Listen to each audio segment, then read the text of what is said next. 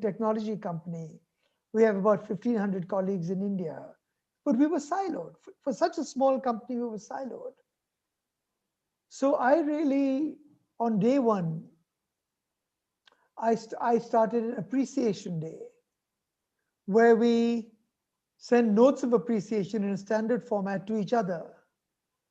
And we attached a blue balloon to people's desks. I didn't know how it would work out. And I just come into the job. I needed to be successful. But to my delight, we ran out of balloons. By the end of the day, the floor was a sea of blue balloons. And we could see who were the people being appreciated. And we also saw who were the people who were appreciating others. And it started changing the culture and brought happiness and pride into our workplace as we recognize each other for the way we help each other, for the great things that we do. So maybe let's flick to the next slide. Next slide, please. Yeah. On the right, we can see the floor is awash with the blue balloons. And the children from this orphanage that we support are dancing on the table, celebrating the Appreciation Day with us. But on a reflective note, should I do this? Should I take on the responsibility of bringing happiness into the workplace? Will it let down my shareholders? Will I be seen as weak as a sucker? Will my boss not like it? The office is about productivity and performance management, not about happiness. So that's the first set of questions that I was grappling with. And the second question, which is also very fundamental, is how could I do it even if I thought that we should? We've heard with Shaumitra's and Supriya's wonderful stories how we dealt with many of the hierarchical needs, the needs represented in Maslow's model, which dealt with safety, with security, with income, with food, with air, with shelter. But that model is not on its own enough to talk about happiness, which is maybe higher up Maslow's chain with terms of respect and self-actualization. I looked at the seminal Gallup model, not the recent model on happiness, but the old model about where they ran a study over 8 years on successful workplaces, and they asked 12 questions. And those 12 questions focused on, do I know what I'm expected to do? Am I equipped to do that? Do I get feedback and encouragement and appreciation? Am I challenged and stretched? Do I have a best friend at work? Do I believe in, as Supriya said, the purpose and mission of my company? Do my colleagues do quality work? So that was a great model which talked about the key drivers of us as employees in the workplace. And I think many of those are fundamental for us to create fulfilling careers. Is someone driving my growth and fulfillment? But is that enough? What more should I be doing to drive happiness on top of these models? So another thing that we did was, we did right at the beginning, next slide please, a career fest, where each team had to compete and put up stalls to talk about what they do in some creative way. This slide I picked is actually from the HR team, where they said, we are makers of pizzas, where we get all kinds of ingredients in a company, but we turn out incredible pizzas of success, very tasty, beloved by everyone. And that's our role, to take disparate ingredients and disparate employees and create successful pizzas. And the stated purpose of this day was that we could provide eternal career paths to people as each group showcased what they do. But the hidden purpose was, it brought pride back into our company and it brought respect back into our company. As we started saying, hey, I am so proud of what my team and I do. And we also said, hey, I respect what this other team does. I didn't realize, I thought it was only us who was doing great work. I now respect what each team does.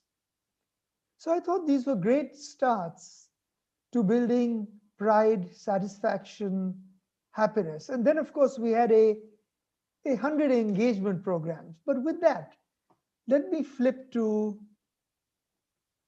so what happened when the pandemic hit us? What were the real lessons? And did that provide a blueprint for the future? Next slide, please. So, of course, in the early days, we flew all employees back. We focused on safety, health, and infrastructure. And even way before the lockdown, we went 100% work from home so that we kept people safe and we made them productive. And then what we noticed was, as our colleagues in California and around the world empowered us more and more, that leadership blossomed everywhere. And people all around the company took leadership because there was no blueprint. We'd never dealt with something like this before. So how were we going to be engaged, successful, productive, and happy? And obviously, like Soumitra and Supriya said, communication and engagement greatly increased. The fun element greatly increased because we all had events all the time digitally. And we got about 7 times the amount of participation because everybody could participate, including families. But what were the blueprint lessons? I would say the lessons were we naturally became non-hierarchical, as my colleagues on the panel pointed out. And that was a very powerful weapon to unleash engagement and happiness. Just next slide, please. We gave empowerment and we allowed people to be creative. We encouraged and needed people and leaders to be creative. And by leaders, I don't just mean the few of us who sit in our air-conditioned cabins. I mean leaders around the company who took on the mantle themselves of leadership. Very importantly, we learned to embrace each other as human beings in a much more holistic fashion than we had in the past. So firstly, we encounter every day our colleagues' families, children, bombing the Zoom call, and we got to know each other. Children and families participating in the engagement events. And we also, children grumbling about how these Zoom calls interfered with their chances to study. And it was a very difficult time for many people, all in cramped spaces with so many demands. But we also saw each other more holistically in the sense that people's interests and passions. Somebody is a guitarist, somebody's become a great chef, somebody else has started running and become much fitter. So our engagement with each other increased manifold. And as Supriya used this lovely phrase, human to human, not boss to subordinate, colleague to colleague. It's become human to human. And that is an incredible blueprint for us going forward. And we must never lose that. It also brought out for us gratitude. For the first time, we really felt grateful for being in jobs that survived, for getting steady salaries and bonuses, for being given a chance to contribute and take money home to our families and people who are dependent upon us. We also saw the tremendous upsurge and in generosity. Our colleagues all came forward and gave to migrant causes, many other causes. Our colleagues in the US gave us extra grants, and we managed to put crores back into the broader community, into our vendors, and so many people who have really struggled. And we understood that we were privileged, and despite the uncertainty and not knowing what the future would be, it was an amazing moment to watch how our colleagues gave of their hearts. And I think that is also going to be part of our blueprint for the future. And as we went through this, what did we see? Just go back one slide, please. We saw that our results have never been better. Our board and our CEO have recognized the productivity in the output of our team in India and globally who have risen to the challenge. And our Glassdoor ratings for employee engagement, employee satisfaction have never been higher. So really we said, maybe we have found a blueprint which will create a different workplace to what we had before. And that can be at least one good outcome from this pandemic. So I will take a pledge that I will do the following: to bring happiness into the workplace, to bring joy. We will create a culture of gratitude, of generosity, of contribution, because that is the core of any company. But we will help each other win-win and be the best that we can be in contributing to what our company needs us to be. We will have a strong culture of appreciation, and we will keep building our values, our non-hierarchical, sharing credit, boundaryless, diverse, inclusive values. They have shown their power during this difficult time. We all saw it, and they will remain center stage as we go forward. So maybe we can have a blueprint, and maybe I have found an answer as to what I can do personally to bring happiness into the workplace. Thank you.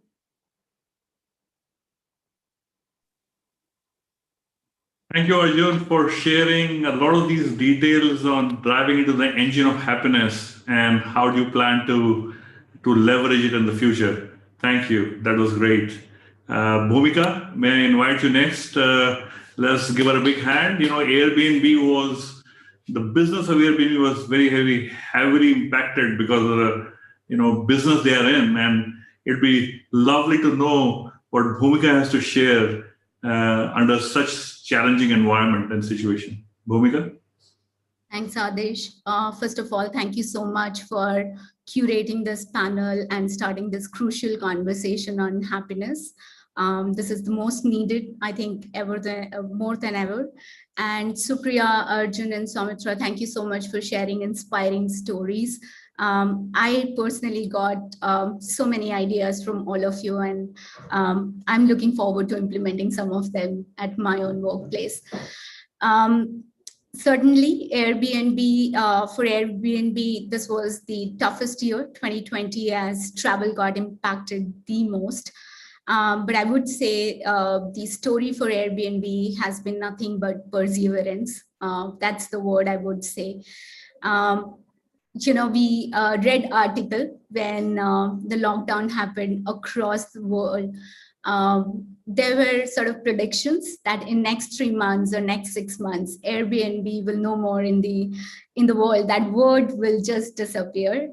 And multiple sort of conversations that how companies are going to get vanished, and a lot of prediction around travel companies not coming back. And we saw some of these things across board. While we were reading that, this is one company that I can say, as our topic says, crisis and opportunity. The genesis of the organization happened because of crisis. So there's a little bit of story that our founders actually rented their space in a crisis. They had a crisis of sort of wanting to fund for their education and their survival. And there was this whole design conference, and this was just one idea. They rented their space because one of the member who traveled from India to SF could not find a place to stay for the design conference, and they rented their space. And that crisis created this $100 billion organization today. So this year was sort of a revalidation for Airbnb in so many terms that when a crisis hits, what you go back to, what are your roots, and look at that and sort of rebuild your organization. During that year, I think last year businesses was up against incredible odds, and it was also the most defining period for us. We went back to our roots, which I say our mission statement and values. So Airbnb's mission statement is to create a place where anybody can belong. And when we say belong anywhere, for everybody. You feel belong when you're actually happy, when you find a joy in some place, and we exist for this mission. In true sense, our whole endeavor to create happiness and sense of belonging extended beyond our employees to all stakeholders, to our guests, to our host, to our community at large, where we exist to create a place where everybody can belong. Our business actually last year dropped by 80% in just about 8 weeks. That was incredibly difficult. We had to rebuild everything. We also had a sort of once in a century crisis for the organization. But what we did is going to be more important, which is not only we rebuild our business back in 2020, but in 2020, in the midst of pandemic, we went for an IPO. And that actually is a true story of, I would say, compassion, resilience, and empathy. And these are three tenets on which we work with all our stakeholders. And that truly sort of sets us to be a pioneer in this sense. We focused on what was focused on the power of our core values. As I said, our mission.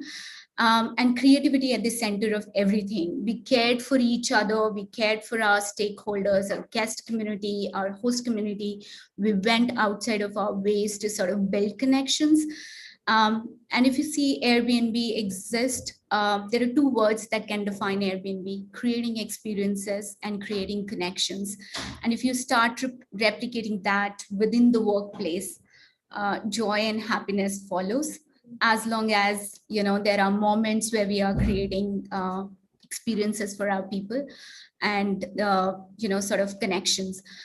And we went back, it's everybody rightly says that at the time of crisis, your culture actually gets tested, and it is for the world to see you, to see your values and to see your mission statement in a crisis situation. And that's what actually helped Airbnb to rebuild. What we did, so for our employees, we had a difficult situation to sort of let go of a certain segment of our employees. But that's where empathy did drive our decisions. The way the whole management was done in terms of sending off our employees, where we decided to sort of focus on simple things. We decided to simplify our objectives, to have one mission organization-wide. We had to unfortunately let go of our employees, but in that testing time, empathy and connection really helped. We went out of our way, so sort of created employee database. We reached out to organizations, we sent referral letters, we could almost place 90% of our employees. We created employee fund, we funded our employees, our ex-employees, till the time they got an opportunity somewhere else. And that's what, while your business is probably bleeding and you're trying to get back on your feet, but not losing your core value of, being a great host and championing your mission, actually helped creating those experiences. Today, when we are actually, in about 9 months, we got our business back, almost 90%, revenue up. Our 75% employees have joined us back. And that's a sort of, I would say, a testament of the values and culture that we have at Airbnb. So for our employees, that empathy worked, the connection worked. For our host community, we did a lot of one-on-one sessions with our host community, tried understanding their challenges, their situations.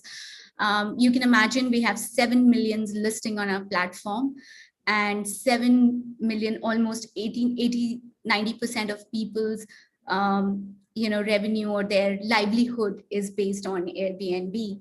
And that was a big concern for us when there was a lockdown and people could not travel. It still is the situation for most part of it. We did reach out to our host and guest community as they were dependent on us, and we almost from our invest money, we sort of donated all of that money to our host community. Our employees came forward. We have a very unique concept of employee travel credits, and all our employees donated all their credits to our host community. And that supported our host community. Again, connection, empathy, and sort of long-term relationship. And that has, I would say, made Airbnb what it is known for. We also had our hosts actually opened their homes for frontline workers throughout the pandemic 2020. We sort of supported all our hosts, our frontline communities. For community at large, we've seen a lot of racism situation as well across world. Last year in 2020, a lot of our community members were struggling and are still struggling with discrimination and a lot of racism situation. Talking about ethics and how a platform supports anti-discrimination through our business is that we removed those hosts who were part of the hate group. And we did a massive exercise to sort of ensuring that all the hosts who are on our community are sort of, they believe in our mission statement in terms of creating a place where everybody can belong. So that also has helped us during the pandemic. And the last thing that I would say, in terms of our guest community, a lot of refunds that we did to our guest community, we handheld them. We sort of supported them during the their reservations. So that's an outreach that we made. Coming to resilience, we simplified our business. We built great connections with our employees. Our employees, along with us, co-created the culture that we are extremely proud of. This is something that we did, as I said, through a lot of belonging, diversity, innovation, and creativity. One thing that worked with respect to resilience, we started something called as Empower, which is it's a platform, it's an innovation platform. And when there were a lot of things on everybody's mind in terms of, sort of physical well-being, mental well-being, we also created an opportunity for employees to think beyond, give their ideas, whether it is people practices or business practice or about our product on this platform. And we made them CEO of their ideas. We supported them through these ideas, and the sense that they got, the kind of pride, joy, and contentment they got after implementing the ideas were phenomenal. So these are some of the things we did. And I would say at the end, Airbnb is truly committed to its mission statement, and whatever we do, whether it is business, our product, our community, and our people practices are all driven by value system and mission statement. And that led us through the pandemic, and it also kept the happiness quotient really up for us. Adesh, back to you.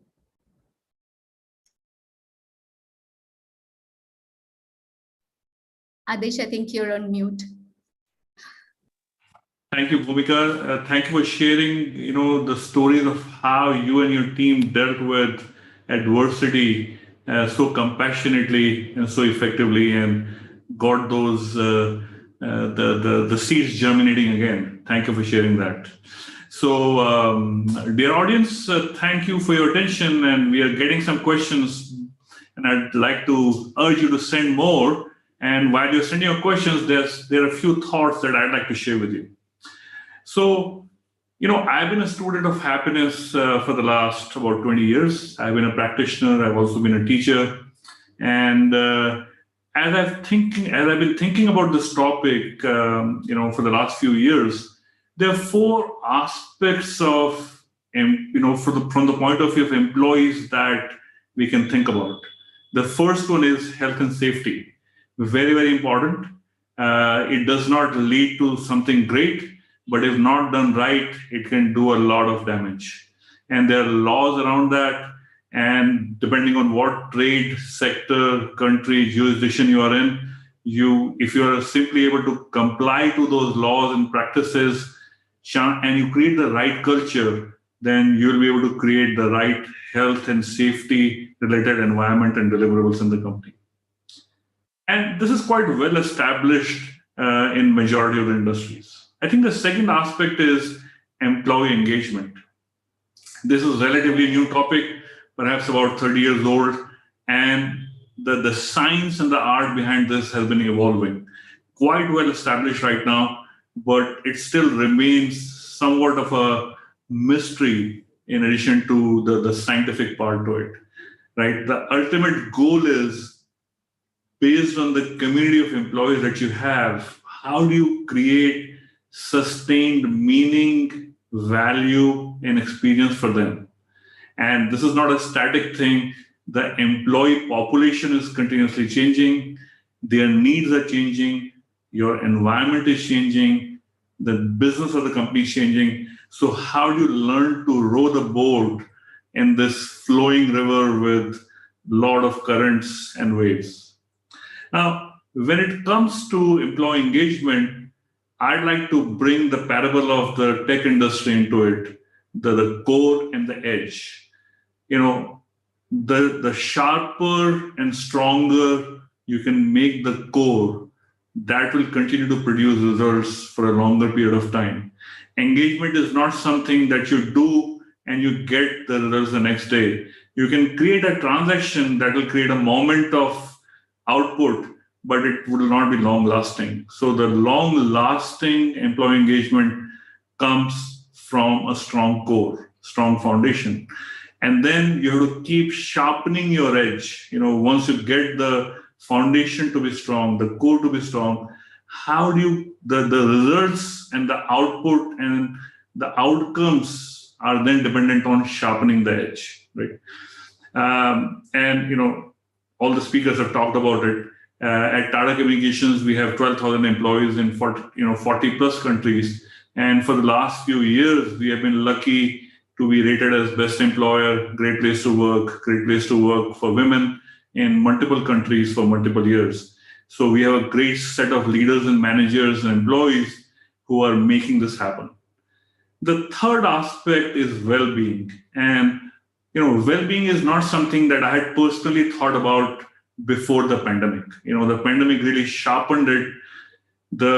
And well-being has multiple aspects, right? It could be mental health, it could be physical health, it could be work-life balance, etc., etc. And as we saw, by touching base with large number of employees through formal surveys as well as informal meetings, for example, I meet with at least 1,000 employees a year. You get a sense of where the new need is. So we ran a large number of well-being programs related to mental health, physical health, sleep, nutrition, etc., right? And that, I think, is going to continue. It's a new need that has come up. And the last aspect of this, which is really the core of this panel discussion, is happiness. Now, happiness, I think, and I believe, actually I'm quite confident, is a skill that can be learned. It is not something that you can give to somebody. It's something that you have to learn, that you want to be happy. And the role that the company can play is threefold. The first is, just like any other topic related to technical competence, functional competence, behavioral competence, you create learning and capability programs. Can you introduce the topic, the science of happiness, to the employees? Create this spark in them so that they are no longer dependent on somebody for their happiness. Is that something that can be done? And we actually introduced that in our company in a big way in the last 1 year. We have been doing it for a long time, but it was like a sustained program for all employees in all countries. And the results are quite powerful. We conducted Art of Living Sky, the Sudarshan Kriya happiness program for all our employees. And we measure everything in our company through the Net Promoter Score. And I was very pleased, and I'm sure you will be pleased, maybe shocked to know that the Net Promoter Score for the Art of Living Happiness program was 93. It was just simply amazing. Yeah. I think the second thing is, once you have created the spark in somebody or an insight, the habits need to change. The habit needs to form. So how do you create a community within the company, multiple communities, so that people can undertake this journey together? Very, very hard to change a habit just by oneself. But how do you create the ecosystem, a supportive system to pursue this journey and really make a lasting change? The third thing is, it is a well-known fact, looking at the Indian scriptures and the ancient knowledge and the personal experience that each one of us has had, that when you serve others without any interest, it creates happiness. So how do you get employees to do selfless acts as a matter of habit on a daily basis by helping each other, being a part of various communities within the company, solving problems for others, and then doing big time volunteering, right? Go out and do that. For example, at Tata Communications, we run a drive week. So during that week, every employee anywhere in the world gets one paid day off to do a full day of volunteering. And we organize 200 projects all over the place so that people can participate in something that they would like to participate that day. And then throughout the year, we run volunteering programs around the world. And that we have seen is, rather than just being cared for, when you learn to care for others, the pursuit of happiness starts to become real. And those are some of the things that we have been working on, and I have been thinking about, and I'd love to get comments, questions, and challenges from all the panelists and all the people in the audience. But now it's time for questions. And before we take up the questions from the audience, I have one question each for each of the panelists. And Soumitra, I'd like to start with you. Even if all the companies in India take up the mission to make their employees happy, it would still be like a drop in the ocean, right? If the organized sector is a relatively small sector. What are the breakthrough ideas that you would like to share or you would like to think about which can impact the happiness quotient in India? Soumitra? Yeah, thank you, Adish. By the way, the audience should know Adish is very, smart. He doesn't tell you what's the question he's going to ask. So thanks, Adish. I would say, Adish, the best thing in my view is to keep it simple and authentic. And, I liked your phrase because it's something that I've always believed in, an agenda without an agenda. And then it has to be really an agenda without an agenda. Corporate life, you can play many games, and the games are amazing. So the agenda without an agenda, which many times baffles people, and that can bring about. So for me, I would sum it to say, one cannot extract work life from personal life. And what we do in our personal lives, both to seek, retain, and again, fall back perhaps in the trap of unhappiness, are lessons learned around what we have in the corporate world. So I would say authenticity, simplicity, agenda without agenda, and a very strong interlinkage of practicing what we do for our near and dear ones, where we have no agendas, also in the workplace. Okay. Thank you very much, Soumitra. So you're talking about a cultural change, which is authentic, which is inclusive, which is integrating different aspects of life rather than trying to live each one of them individually. Thank you. Thank you for sharing that. Arjun, I'd like to come to you next. Do you think an organization should take responsibility for the happiness of their employees? What are the pros and cons? That is a very profound question, Adesh. I think that organizations are set up to provide returns to shareholders of some nature or the other. And you can broaden who you want to serve and who your stakeholders are. But you can't pursue a mission that is misaligned with the main objective of giving returns to shareholders.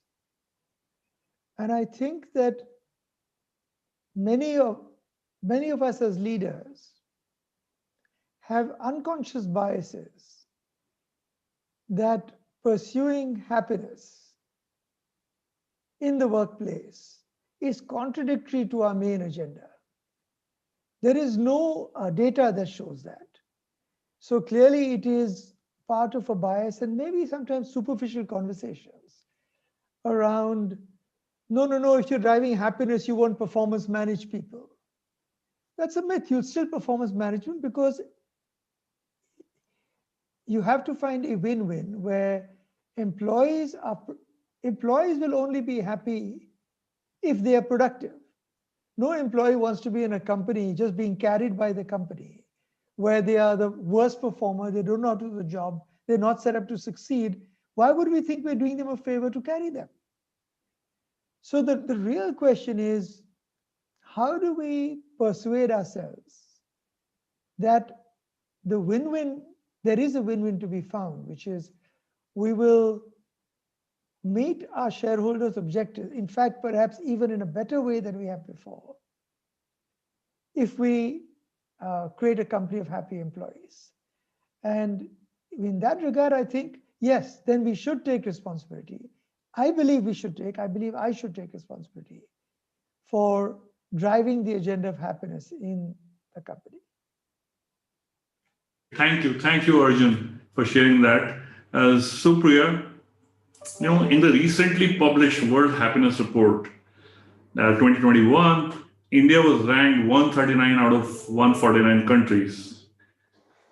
Do you really agree with this? And if you were to look at only the segment of employees that work for so many companies in India, do you think the ranking would be different? And how could there be a common mechanism to measure happiness in companies? If the question to Arjun was compounding one, I wonder what I would call my question. But thanks, Adesh, for asking that. And I believe UN World Happiness Report stakeholders, I hope they're tuned in because you just got yourself a board member here. So please listen very carefully and intently to what I'm going to say. Love the question. I was reviewing that, Adesh, and that happens when you raise your hand and you say yes to an opportunity like this, to come here and be a part of this forum. You do your research.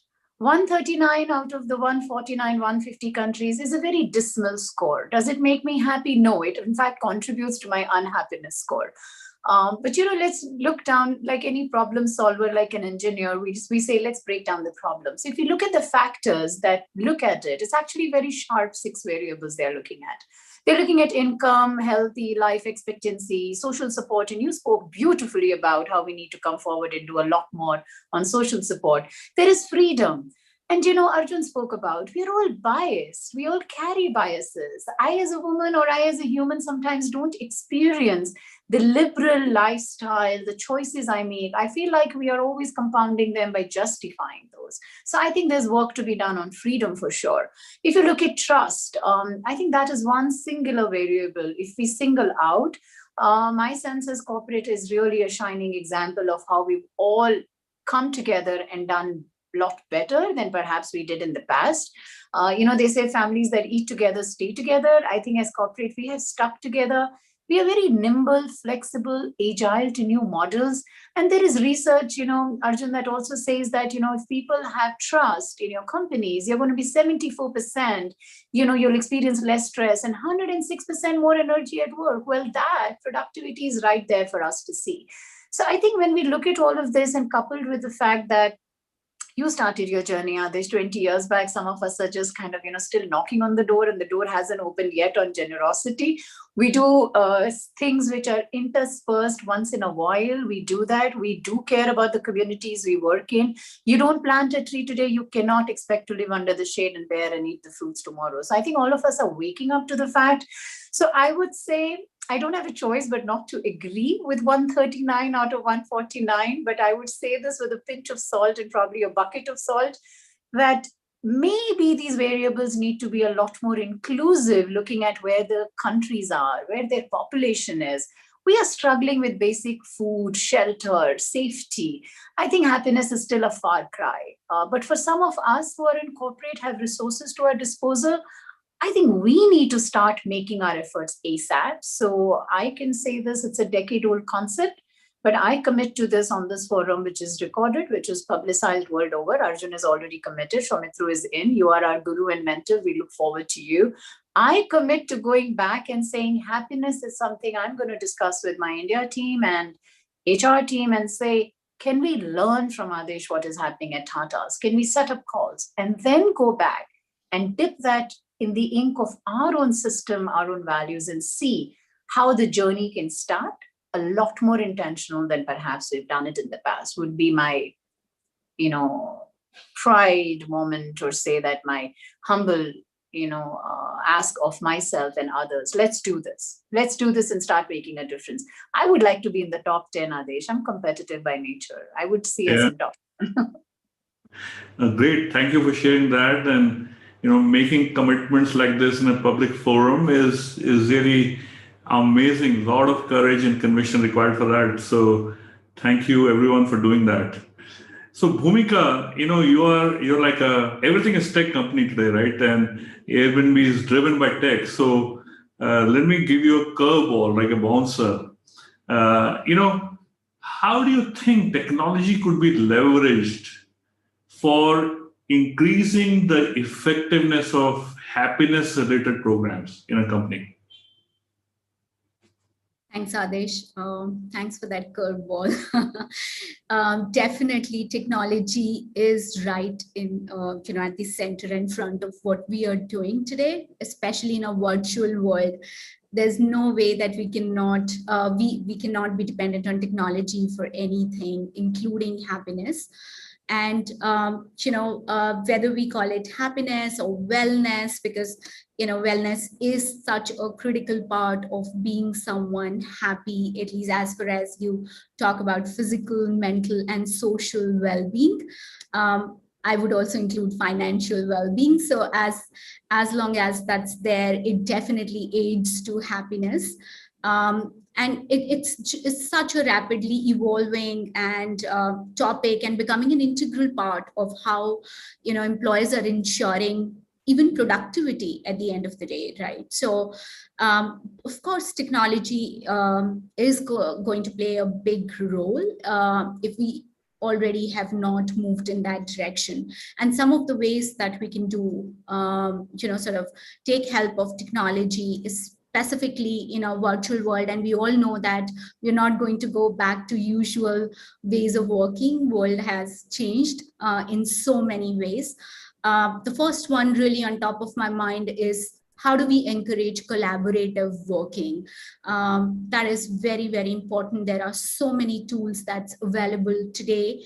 And, Supriya also talked about 5% of that population asking right questions. Why is it needed for them to be in office? Are there ways that we can make 100% population work from office? Today at Airbnb, nobody goes to office from last 1 year, while it has its own, other emotional nuances. But people do want to go to, at the end of the day, we are social beings, so we would love to meet with each other. But as safety and security really is paramount, we want to make sure that everyone is safe. We have been operational 100% capacity in a virtual world. So I would rate that as top. The second one, there are a lot of ways. Engagement, we all have spoken a lot about it. Engagement, connection, and experiences. A lot of it will be done through technology, can be done through technology. There are a lot of gamification these days. Everything can be gamified to enhance the connection with employees, especially in a virtual world, whether it is some engagement goals, even talking about prioritization, measuring productivity, enhancing goals, setting milestones, incentivizing our people, even also about doing our engagement surveys. And gone are the days, Adesh, where we used to be dependent on once in a year traditional engagement surveys. It's just the experience of employees on any given day, and it's anytime sentiment check. That's what is going to is going to be very, very important if we are already not doing that. And it all is supported by technology. And the last one that I would say is, in fact, two more. One is people and analytics. That drives the whole lot of business strategy, deciding the right direction for business to move in, to simplify our business priorities as well, given in a situation whether we are in pandemic or post-pandemic, how our business is doing. So a lot of people analytics, data-driven pointers are going to help us in the right direction. And social engagement would be the last, I would say, not least, especially in a virtual world. So corporates are trying to figure out ways to leverage social platforms to connect our employees to be able to share what matters most for them. And that's where I think technology is handy, where we can use social media to create, to talk about, the social life, or life which is outside of work, especially in a current scenario where professional and personal life, is, that line has completely been blurred. So making it a right place, and also rewarding people, publicly announcing, creating wellness programs for them creates a sense of belonging and connection and trust with the organization. Thank you, Bhumika, for that very detailed explanation and various ideas through which technology could be leveraged. So we have received many, many questions from the audience, and I'm looking at my phone to read them. Some questions are anonymous. We don't know the name, but we have a question from Ronak Agarwal. We have another question from Arpita, and many, many more. We have only 2 or 3 minutes left now. So I'd like to ask the question that Atul Kumar Jain has sent, and he says, while so much time and effort has been put in employee well-being and happiness, how do we measure the impact of all that has been put in for them? And Shaumitro, may I ask you to answer that question on behalf of all of us in the panel? Yeah, I think I tried to explain it saying that the main thing is to do both formal and informal dipsticks. Conversations and dialogues when they are honest and open, and especially if conversations and dialogues have a very high listening quotient. I mentioned to you, we've tried to bring in an 80% listening quotient. Just the power of listening is so powerful. The power of silence is so powerful. And we realize that we need sometimes both formal and informal. And the listening has helped quite a bit. And I believe, at least for us, we're going to keep it very strongly as a part of the culture. And I can tell you, Adesh, and just end with that, I think we are all grappling and scratching right now at the surface, because mental health, when I compare it with physical and mental health is right now a dark, dark room. And there we need empathy, vulnerability, courage, and authenticity to talk about issues which have been taboos for years, the unwritten taboo, and especially in corporates. Yeah. Great. No, thank you very much, Shaumitro and I think we are top of the program, just 1 minute. And I'd like to thank you all, panelists, for sharing such wonderful ideas and your experiences. I think we have all become richer with that. And thank you, Niyati, and thank you, Nikhil, and the whole WFEB and Art of Living corporate programs organizing team for hosting this. And I'd like to hand it over back to Nikhil. Nikhil?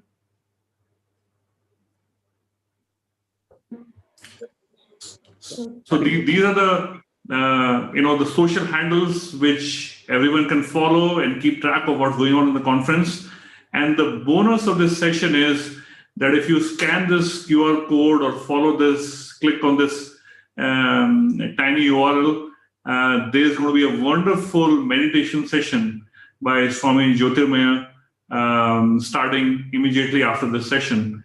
So please do it. I can promise you the meditation is going to be wonderful. Swamiji is a great teacher and human being, and please do join us for that. Thank you very much, and namaste, and bye-bye. Thank you, everyone. Thank you.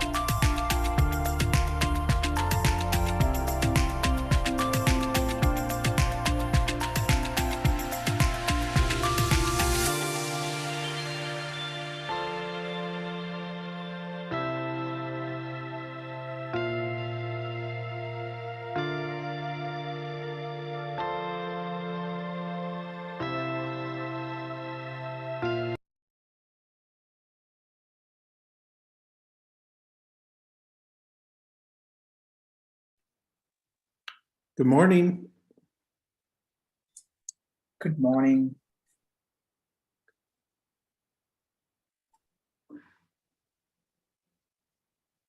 Can you hear me? Yeah, we can hear you great. Perfect. So I will just put all of you, the panelists, in the breakout room just to prepare for our next session. Is that okay? Sure. Are we set to start on time, 10:15? Yes. Okay, great.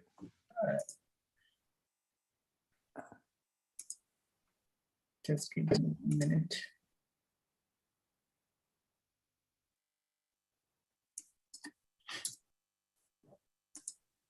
And this, so when you take us out of the breakout, we'll be on live stream. Is that correct? Not yet. We'll come back to the mainstream, but then we will prepare for the live. Then just go to the live stream directly. Okay, perfect. Good morning. Good morning, April, Johan, Madhu. So nice to see you guys.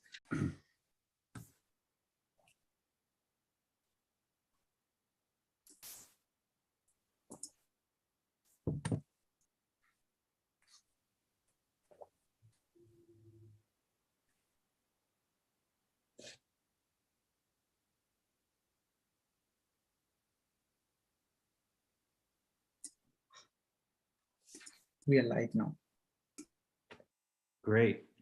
Well, on behalf of WFEB TLEX Institute, I just wanted to welcome everyone. And I'd like to start with just acknowledging the thoughtful remarks from the opening panel this morning, the keynote panel. It's such an amazing time of challenge and also hope.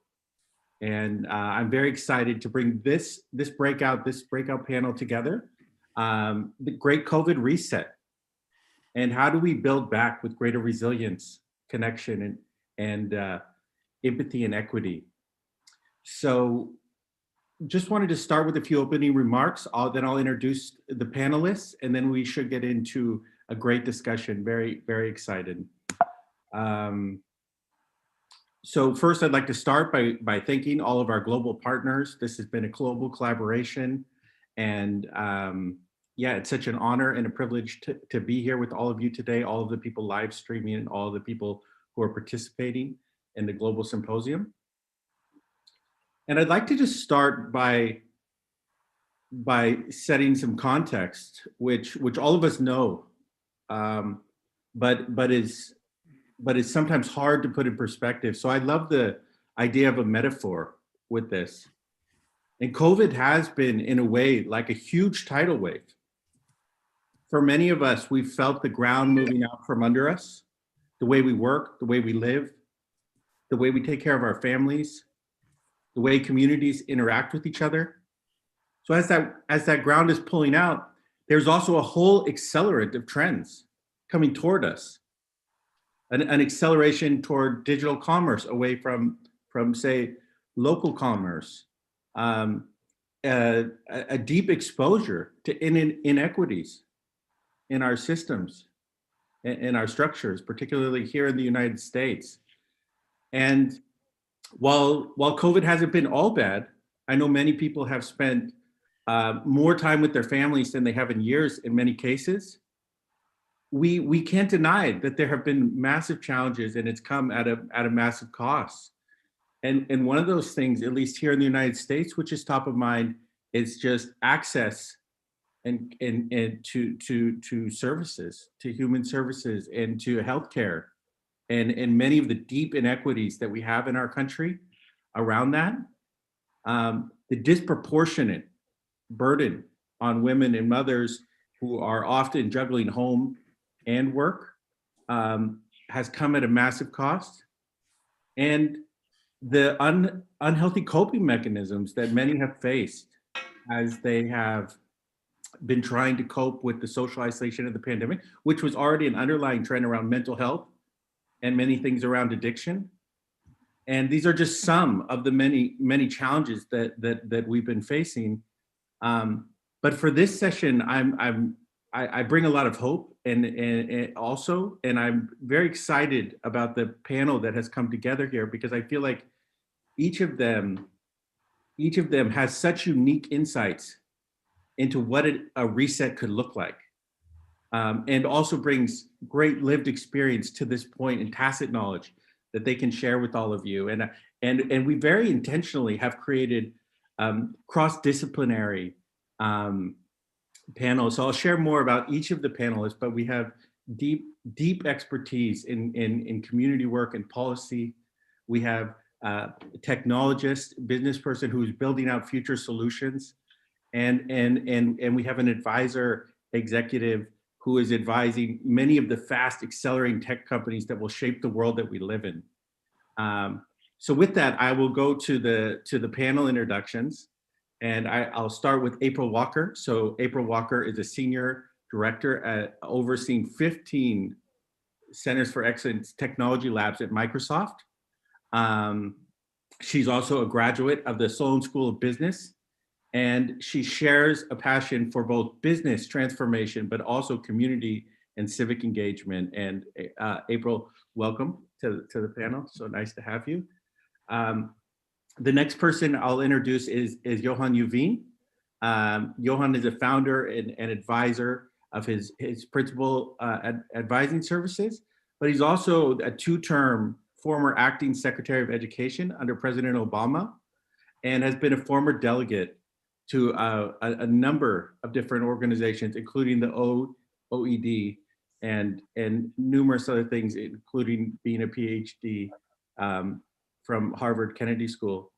And last, I'd like to introduce Muju, who has 20 years experience in 20 plus years experience in management consulting, executive roles, is a volunteer who's very committed to community resilience, and also serves as a mentor to many, and is advising leaders who are really building the future now in high, fast-growing, accelerating companies. And so with that, I think we can go into the panel view, and we'll go ahead and get started.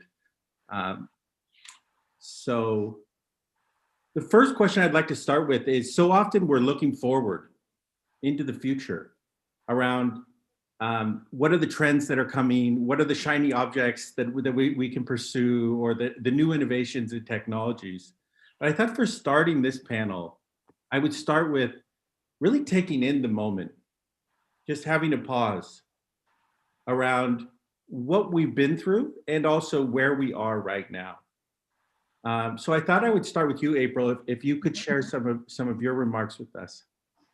Yeah, it's interesting when I think about this past year, and candidly, we are still in it, right? We haven't turned the corner yet completely. I am always reminded of what I call the imperfect storm, because it really was. I can't call it a perfect storm because that implies something good. We've come through such an unnerving time where, as you spoke about earlier, Johanna, the world and the earth beneath us has shifted. We had, I think, a combination of pandemics. We had the virus, obviously, but we've also had social unrest. We've had, more concentration and visibility in terms of inequities and racial, not just social, but racial unrest. Lack of accessibility to resources, inequities in pay, and healthcare. So, when I think about what that future looks like, or what I'm most hopeful about is, and you and I have spoken about this before, my sincerest hope in being hopeful is that we don't forget. We don't forget what we've come through. We have a tendency to have very short recall and memory. When things are bad, we really, pull up our sleeves and do the work. The moment it gets good again, or the world becomes better again, we tend to forget what we've gone through, and we will then repeat the past, and we don't want to do that. So I'm most hopeful that these painful lessons that we've learned, that we're going to look at the future and think and be more mindful and intentional about how we avoid them in the future. That's what I'm most hopeful for. Hopefully that was your question. Oh, thank you so much for those remarks. Madhu, how about from your point of view, as we take in this moment, What are some of the salient patterns or motifs that you're sort of seeing? That's a great question. And just building on what April said, we've been through a very unprecedented time. I don't remember using the term unprecedented as much as I used it over the last 13 months. And these times have tested us, right, at every level, be it personal or professional. And as I look at from a very professional centric perspective, I do feel that there is a need for connection. Corporates are looking at engaging with their stakeholders, and stakeholders, i.e., is your employee base, is your customer, is your shareholder, and digitization has really taken over. The personal connections have been taken over by digital, and we are seeing a huge acceleration on that. I mean, as we look at workforce, there is a need to really redefine what the future of work is, and there is a lot of dialogue around it. And when we talk about future of work, there is definitely a zoom into some of the inequalities that we saw, not just in the corporate world, but also in the social setting. And April beautifully touched on, be it accessibility, be it racial inequality, be it pay inequality, those are becoming trends for corporates to solve. So one of the things that we are going to see as we move forward is really corporate America leaning into and really helping redefine what that policy looks like, because it's impacting business, it's impacting the well-being of our economy. That's the biggest trend that I'm seeing, Johan. And it's exciting and it's very hopeful. Great. Thank you so much, Madhu. Johan?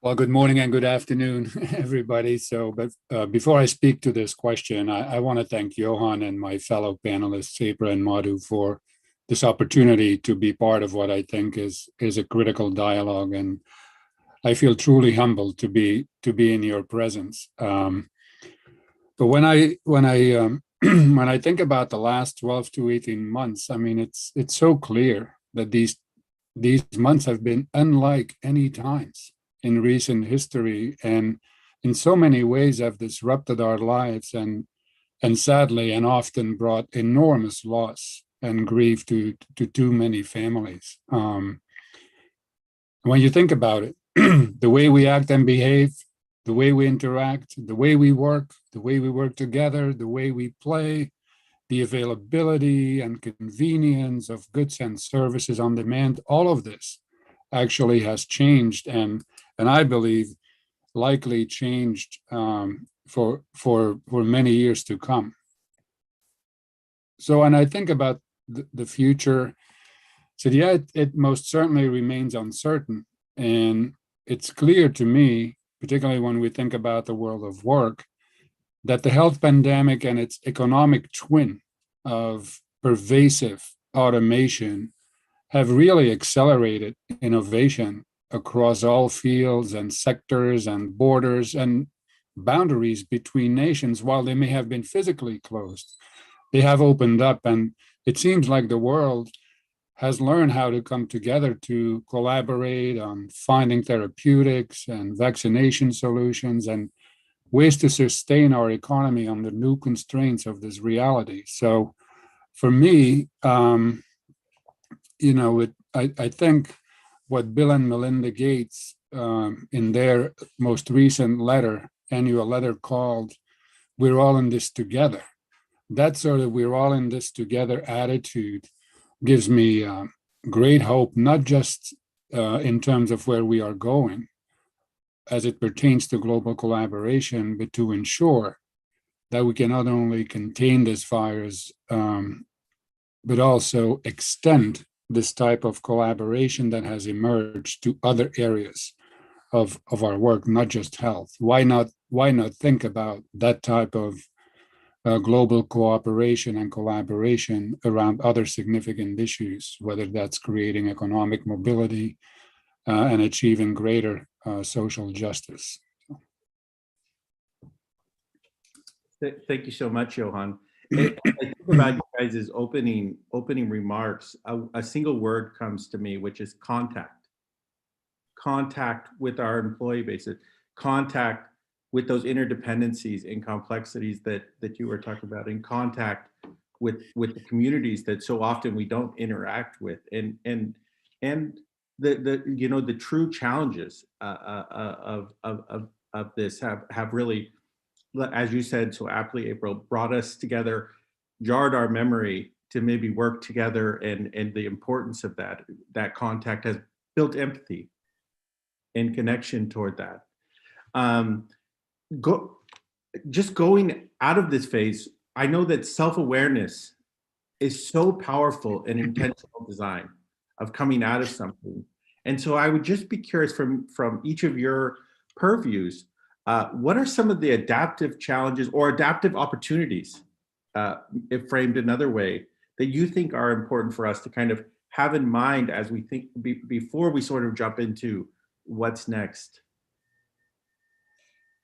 That, to me, I believe it is. Yeah. So yeah, it's interesting when I think about the adaptive challenges. I want to kind of go back to what you said in terms of empathy and self-awareness. I think what we're going to see is more adaptive leadership, particularly in the cases of the corporate space, right? You know, there's a lot of conversation now about intentionality, empathy, vulnerability. You know, having that focus, if you will, on the connection. Madhu talked about the connection between people. And I think, you know, at the backdrop of all of that, particularly in the corporate space, we have to think about all of the things that we can do as leaders, or the leaders that lead these organizations, lead these companies that are put in positions of power. This adaptive leadership, to me, means that we're going to be navigating new waters. And these new waters are, how do we transition from being disconnected, if you will? We certainly have been a bit more disconnected in terms of the human touch, but how do we become more adaptive leaders? How do we ensure that we create safe spaces for our employees or those within our remit to feel what they are going to feel? This has been a daunting time, but when I think about how do we adapt as leaders, how do we become more vulnerable as leaders? How do we demonstrate that? And that's on sort of like the human element side of it. But then there's also the notion of adapting to certain types of innovation. All of our industries, this pandemic has not discriminated in its impact and effect on industries.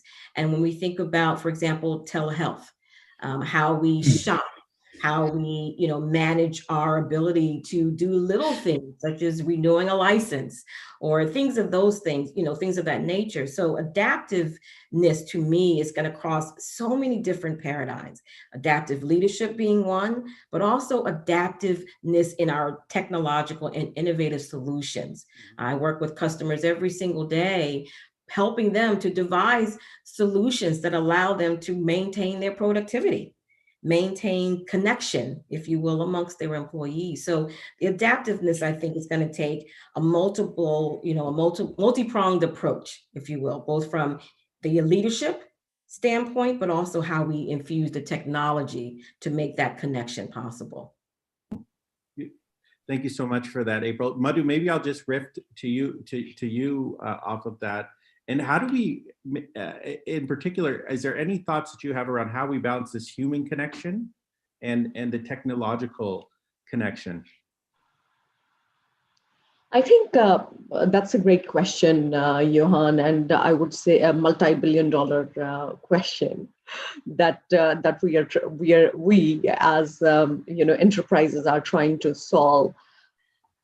I mean, I really think that we need to go to basics. And that's the only way forward.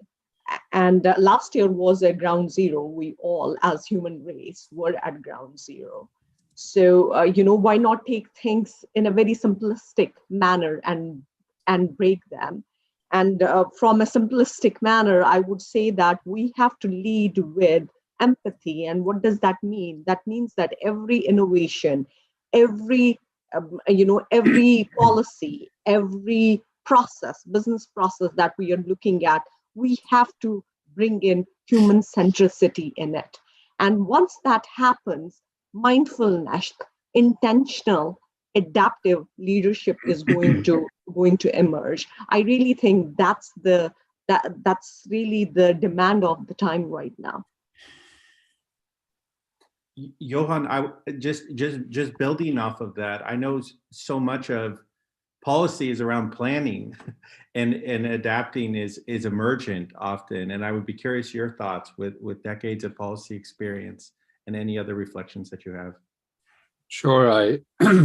As I was thinking about this question, I really saw like three levels of adaptive challenges. One is sort of at the personal, individual level.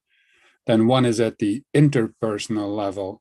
And then the third level is really at the policy level, and there's clear connections and challenges there with the business sector, with the education and training sectors, and so forth. So if it's okay, I'll want to say just a few words about those three levels. So starting with the individual level and on a personal level, I think that the energy and perspective that we gain when we have in-person interactions is most certainly or has most certainly been an adaptive challenge for me during the pandemic. And I know from speaking with my loved ones that I'm not the only one who has experienced that. And I think that need for connection has been and will remain an adaptive challenge for many of us at the individual level, at least for the foreseeable future.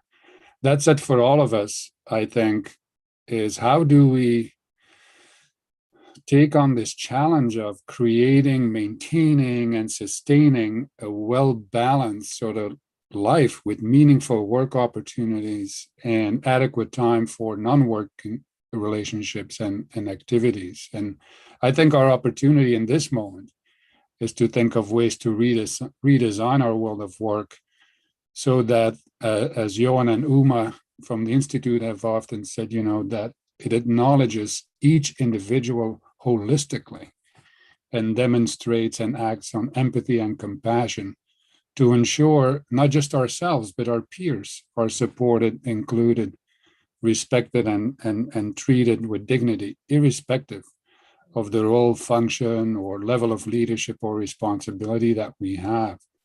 Now, when I think about adaptive challenges beyond the individual and interpersonal levels, many of them relate to the impact of technological advancements and related automation on our businesses, our institutions, and our government and policy entities, and most importantly, our workers themselves. Because it's clear to me that our businesses are trying to find ways to integrate and optimize the application of all these advancements, but there are some adoption and adaptation challenges. And in some cases, business capacity stretches, I would call them, to be able to optimize that integration. But when I think about our education and training institutions, they really face the challenge of rethinking how to provide meaningful skill development opportunities. And they will have to rethink pedagogy and content to ensure relevance of the skills that their graduates have. I think our workers will need opportunities to become truly digitally proficient and to strengthen their ability to adapt quickly. And they're going to have very strong knowing how to learn skills, because there will be no time to sort of leave the job, go away for a year and develop some skills and then come back. And then lastly, for our public policies and government agencies, they need to make up for the enormous lag in their response to the exponential rate of technological advancements. And they have to be mindful that the goal should be to find and to create or find meaningful employment for everyone. And that can be only achieved if we finally acknowledge that, yes, we have to make investments significant investments in infrastructure. Yes, we have to increase our investments in education, particularly our community colleges, workforce development. And I'm not afraid to say, yes, we have to expand our safety net investments, because so many individuals are going to go through difficult transition periods. And yes, I'm not hesitating when I say we have to recalibrate our tax codes and policies to make all of this possible. Thank you, Johan. Just to piggyback off of that, maybe a question to the other panelists. I'm curious if you have any thoughts, April. Maybe you want to kick in here just around pathways for people. We live in a time of accelerated inequality, which is a major motif. April, Madhu, do you guys, either of you, have any thoughts on that? Yeah, it's interesting. Johan, he brought up a really interesting and compelling point, and that is around the education piece. When I spoke earlier about, we've had multiple pandemics, if you will. Again, obviously the virus, the COVID-19, and now new variants of that. We've had what I think is the pandemic of racial and social inequality. But what I also think about in terms of education is the lack of access. This past year hasn't revealed something or things that we didn't know. It's heightened and put more visibility on them. And when I think about pathways, and hopefully I'm gonna, provide a bit of a lens of the pathway I'm thinking about. When I think about a pathway out of this or some of this, particularly in the space of education, it's digital skilling. It's making sure that we are educating a populace that has for far too long been ignored. And that's underrepresented communities. That is Brown and Black people who have been for far too long been on the lower end of receiving the types of education and skilling that is so key and so paramount and critical for our collective future. When I think about AI, artificial intelligence, automation, all of those great emerging technologies, predictive analytics, data science, all of these types of things are going to be that paradigm shift that's going to help to propel us to a space where things like what we just went through, or that we're still going through, sure, they may happen again, but we will be better prepared because we will have a community, a collective community that is well equipped with the skills to address it.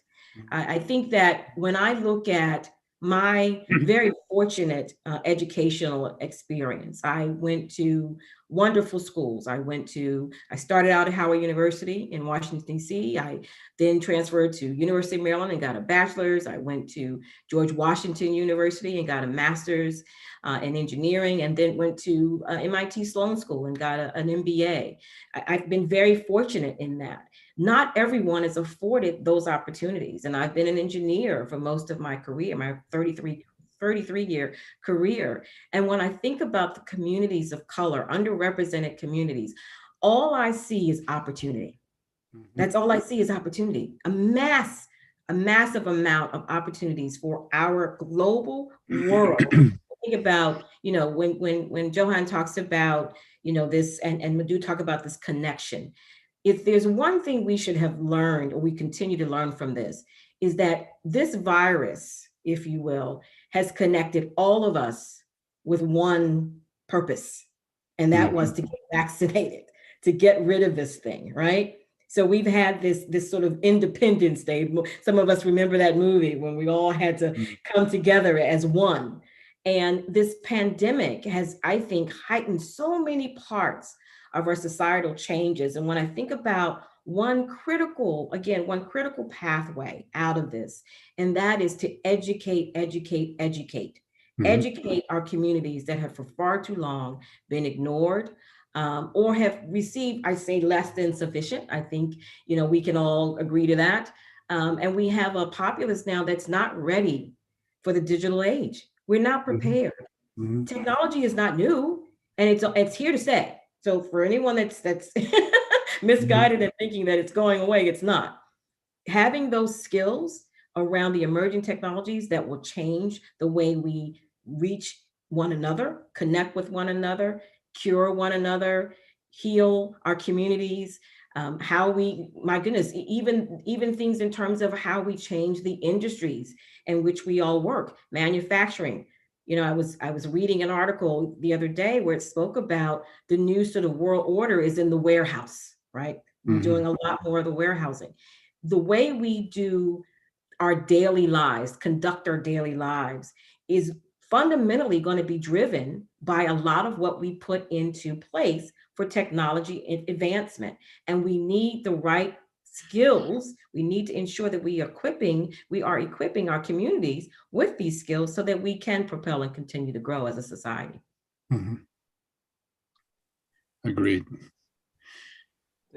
Thank you so much, Ava. Those are powerful remarks. Madhu, maybe we can, I think that was a really nice landscape from the emergent challenges in creating pathways.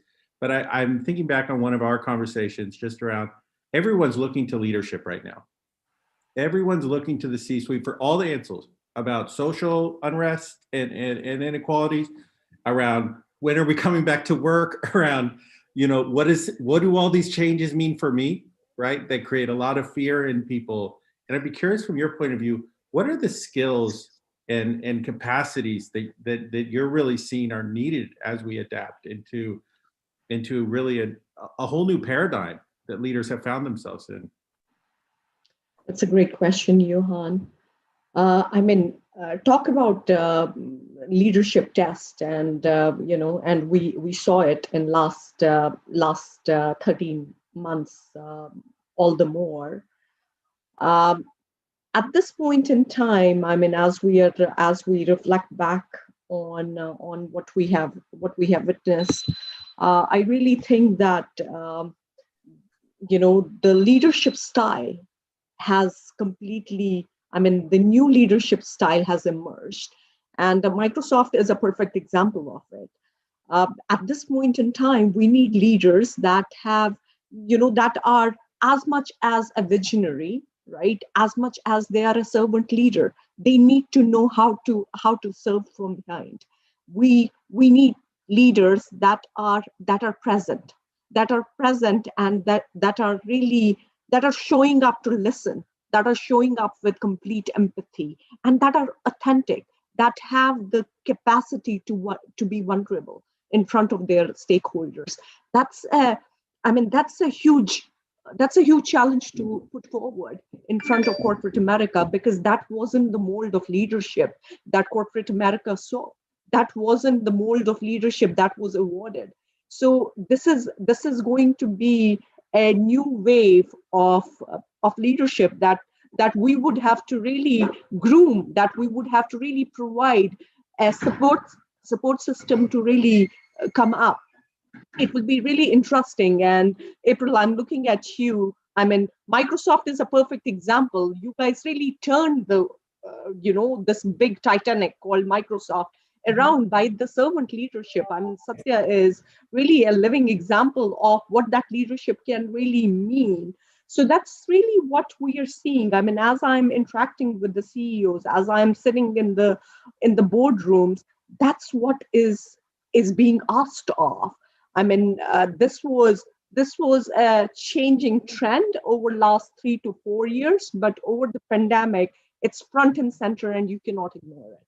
It's really, this is a survival skill that's needed at this point in time in the CEO suite. And let me just, and if you don't mind, Johan, I just want to sort of piggyback off of what Madhu said. I could not agree more.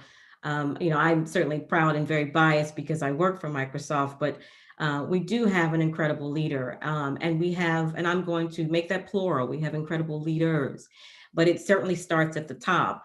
And I will add to that, I don't think it's fair, if you will, to rely solely on the corporate space to solve the world's ails, right? I think what we need to make sure is that we don't forget that we are a collective village. This is a global pandemic and a global problem. and a global set of problems. And I would hope, and I know that we have created these spaces for vulnerability. As Madhu said, this has not been the norm. I've been in the corporate world for over 30 years. And, it was a challenge to be your authentic self or show that vulnerability and empathy. But I don't think it should be something that is relegated to just in that corporate space. We have to do more in the communities in which we serve and reside, right? We have to make sure that in the space that we occupy, whether you are in the federal space, the civic space, the corporate space, that your outreach is not relegated to the borders in which you have within your remit, right? It has to extend to those customers, to those communities, to those villages, if you will, that you create that safe space, that you create the opportunities, that you recognize and you acknowledge the inequities, and that you first, starting with you, and it could be, any CEO, if you will, or any president of an NGO, or whatever the case may be.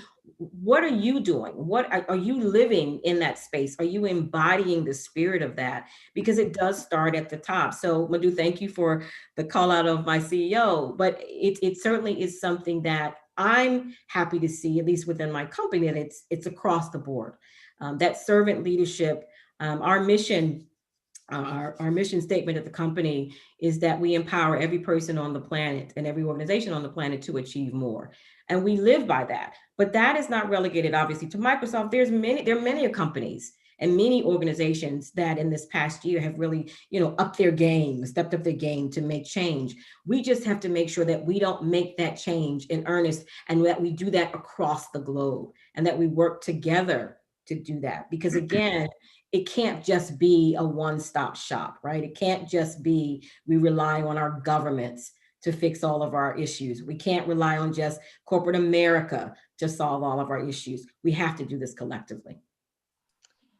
And Johan, if I may just add one thing that April said, as she said, it's a global village, and if there is one thing that we learned during the pandemic, it's the power of the tribe.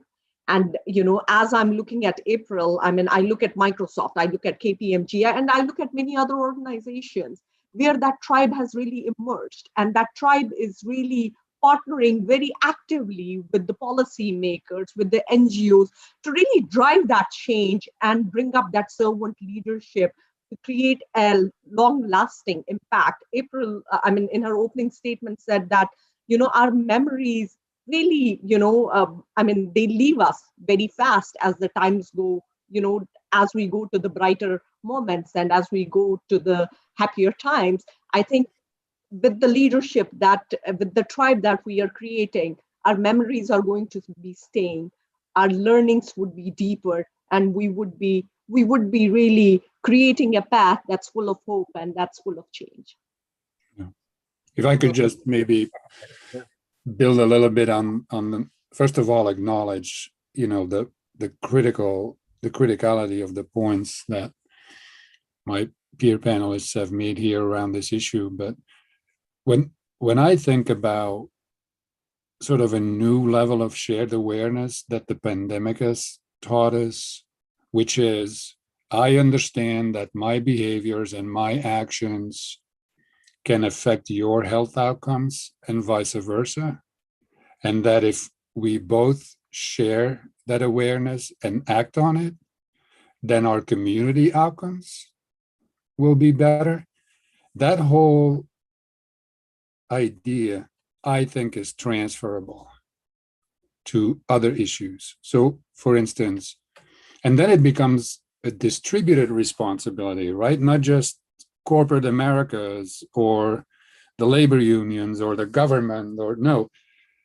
It actually then means that your economic opportunity and mobility is affected by my behaviors and actions in that space,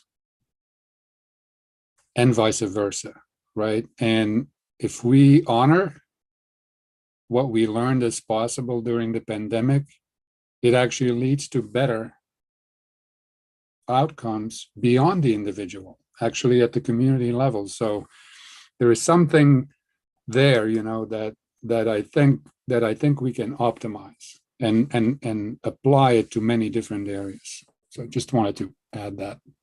Can I just say, I could not agree more. I think that is an elegant and eloquent way of putting that. And I have to, the picture that is behind you, without getting too political on your calendar there. But when I think about the notion around policy and servant leadership, and again, what you speak about is so true, Johan, because, it's a domino effect, right? What we do affects what we individually do, or what we do for ourselves in effect will also affect and impact others around us. That's just the way that it works, right? That's just a universal connection. So if we can make sure that the steps and the things that our actions are positive actions for change. And you spoke about, I think the word you used was transitional, and I'm going to say, I'll add to that, it's transformational.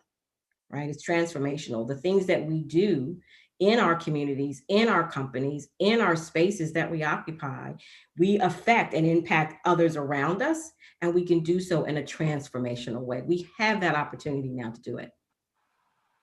That's very well said. And if I may just add to what my fellow panelists said, I think the time has forced us to really become self-aware. I mean, the beautiful example that Johan you gave was my actions would impact the folks that I interact with, their social economical status on daily basis. And that's huge. That really forces me to be self-aware. And what a blessing. I mean, as much as this has been extremely, extremely painful, but this has also given us an opportunity to really introspect and take accountability that, that we never had to. So, I mean, that's the hope, right? The change has started with us. And that's the reason to be more hopeful. What's coming to mind as I'm hearing you guys riff on this topic very eloquently is just this role of interconnectivity and cause and effect. Cause and effect whenever we make choices, whenever we take small responsibilities, whenever we choose to care and engage and take those actions beyond ourselves, what a ripple effect that can have when that is distributed across our company cultures, but also across society as a whole. And so just building off of that, when there isn't vision, often there's fear. And this comes up so much in the future of work, which all of you have touched on from your own purviews. And I would be curious from your point of view, and maybe Johan, we can start with you here. I know you've been in big institutions, very large institutions trying to do major reforms. But from an intrinsic, from a personal point of view, what are you most hopeful and inspired about as we build out of this reset that COVID has been?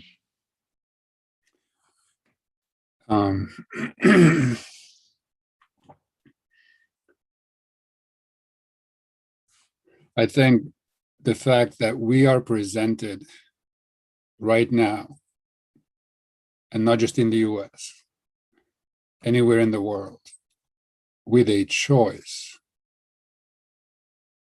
We're in a choice moment.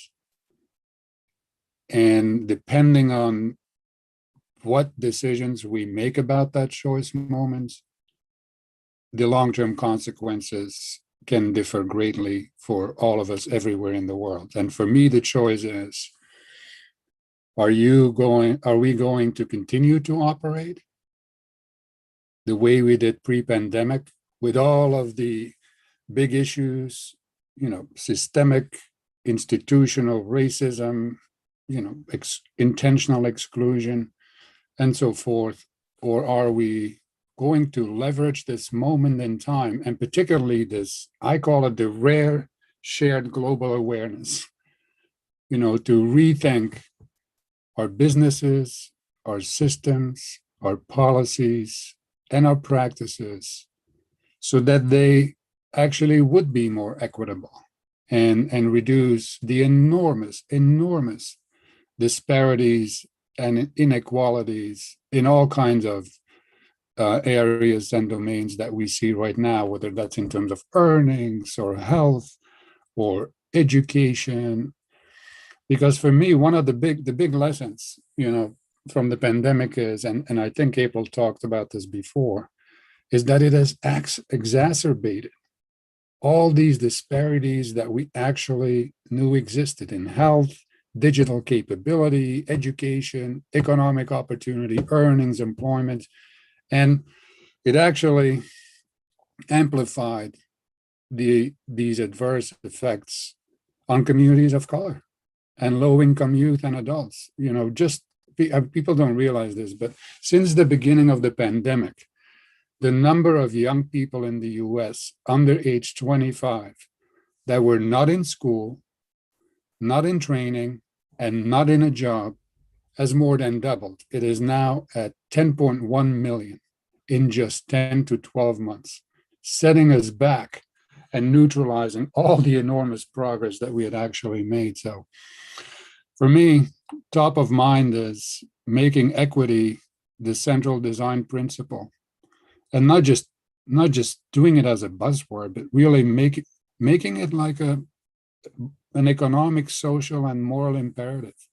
And when I think about all the things we want to design in this reset moment, I think we have to ask ourselves this question: how might we do this in a way that will result in greater equity and ultimately greater equality in outcomes? If we ask ourselves that question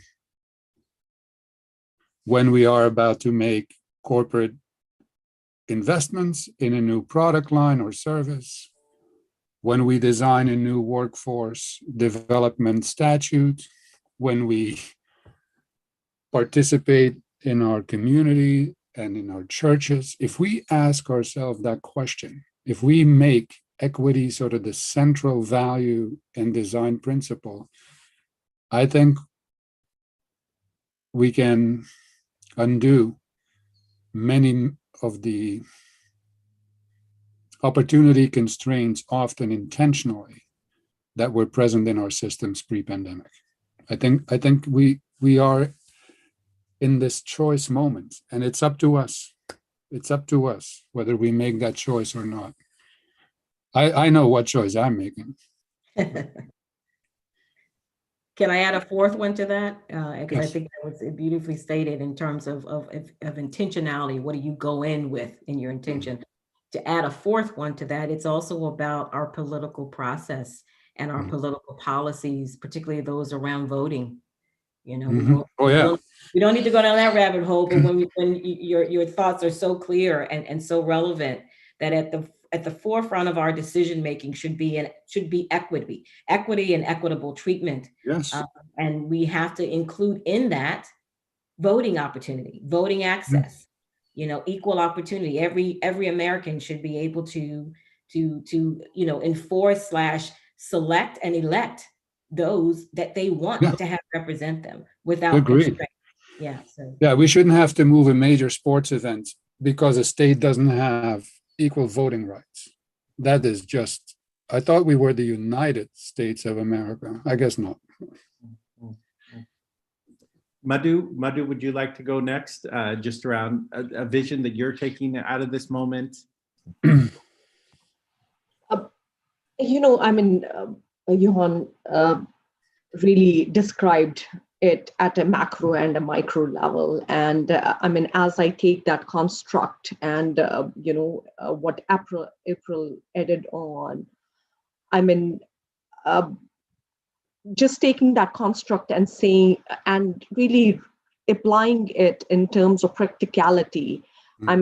For me, what does it really mean? And how do I make the needle move? And one intention that I'm taking with me is transparency. How do I make sure that I am providing transparency? I'm enabling transparency so that there is there is visibility into whether our system, whether our corporates, whether our policies, whether our businesses are really enabling that equality, are enabling inclusiveness, are enabling diversity. And that's the theme I'm living by. Thank you so much. And April, so much of what you're doing right now is building the future today in the choices that you guys are making. I would love to hear from you, your remarks on that. Yeah, it's interesting. So yes, and part of a significant part of my job is to help organizations, whether it's commercial or regulated industries or within the federal space, with digital transformation. And transformation, to me, is not relegated again to just that digital footprint or how you automate or how you use emerging technologies, and much of what Madhu spoke about as well as my fellow panelists, Johan, it's also about, and I love the notion around transparency. But what I will also add to this, the digital age, if you will, has been, or the digital transformation journey has been really challenging for many companies. And this past year has accelerated the need to sort of dust off some of those digital transformation plan of actions and strategies, and in some cases pivot on things that you thought would work pre-pandemic would no longer exist, or I should say apply now. But when I think about not just in addition to the transparency, I should say, it's also priority. What are you prioritizing? On a personal level, it has been, I think, very revealing, particularly in this space of remote work, and where this merge of home life and work life have just become one, and you can't separate. It's not a natural separation. Time that I've spent with my family has been amplified, to use that word. And not that it had been something that I wasn't doing before, but there's more intentionality around it. There's more purpose around it. And I think that that is experienced in the same way in the professional setting. What is most important? What are those things that are priority? How do you, as a leader, and I happen to lead a very large national organization, how do I show up as a leader, not only being transparent, but also prioritizing what's most relevant, what's most critical, without also then overwhelming, and being mindful of the fact that I, along with my 100 plus employees, have a life now that has merged with work and home life, and being transparent, being empathetic, embodying the spirit of being self-aware, being cognizant that challenges for everyone is different. I think one of the panelists spoke about earlier the losses. Many have suffered losses. So, it's really about sort of coalescing all of these things that we know are the lessons and behaviors that we need to now change going forward, and sort of throwing out the old rules. Transparency and vulnerability and empathy and, D&I, and all those things are not new. They're not new. But what we have seen and what we've experienced is that now we've got to put it into action. It can no longer just be lip service. Are we actually doing these things in our day-to-day? Whether it's a virtual connection or we're on site or in person. So all of those things, I think, sort of serve as the backdrop to that change that we're all talking about, that hope for the future that we're talking about, that mindfulness that we are speaking about in terms of let's not forget, let's take these lessons today and not revert back to some old behaviors. How do we build upon what we've learned and what we've also experienced? Well, thank you so much, April. Thank you so much to all of you for your salient remarks. A couple of things that are coming up for me, just reflecting on this real time.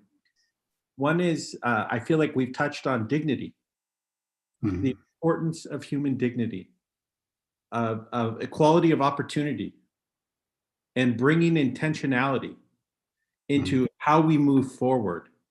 And I just want to thank all of you, and I think what is most impressive to me, knowing each of you individually, is not your individual accomplishments, but really your sense of service, and your sense of shared responsibility to go above and beyond, just achieving for yourself. And your servant leadership is greatly appreciated. And I think that's really, if I could take one major motif coming out of this, the reflections that we've had, it's living those values, living and activating those values in real time, and having the ability to be present and also have self-care. So for ourselves. I'd also like to thank everyone who streamed in today, the many viewers who were live streaming, and all of the partners and the WFEB Forum for hosting this conversation. We could go on for many more hours, and I know that we will between us, but I just want to thank you again for taking the time to share your insights with us, and to all of the support team for helping host this event. And with that, I think we'll close the session. So thank you so much. Thank you. Thank you Thanks for so the much. opportunity. Thank you.